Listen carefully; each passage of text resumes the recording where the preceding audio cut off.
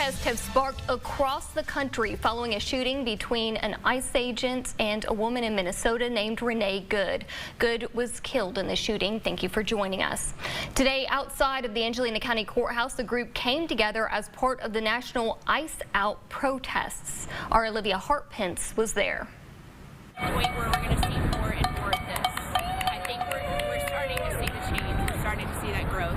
Jocelyn Pettit was just one of the people that came out today in Lufkin for the National ICE Out protest. A national protest which started following the death of Renee Good, a woman who was shot in Minneapolis by an ICE officer on Wednesday. Organizations across the country have been gathering together in remembrance of Good, and this protest is one of thousands across the country. And are out here because they're just like, no, now is the time. We need to make our voice heard. Protesters of all ages were outside the Angelina County Courthouse with signs, chanting in opposition of ICE agents and raids, and standing for what they say is deeply important.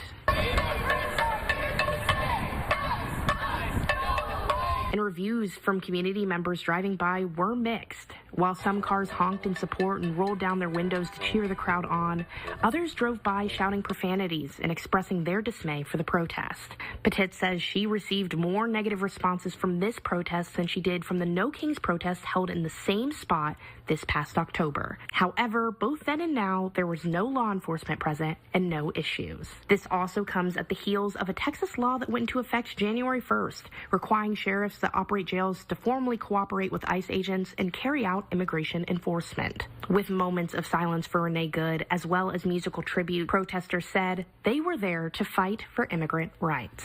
It can't keep happening. And so when we come together and we make our voices heard and we show people that there are people in this community, even out in East Texas, that are sick of this and are willing to stand up and say no. Olivia Hartpence, East Texas News Weekend. Today's protest was organized by the Lufkin LGBTQ+ Alliance. Members say more events like today's will be scheduled.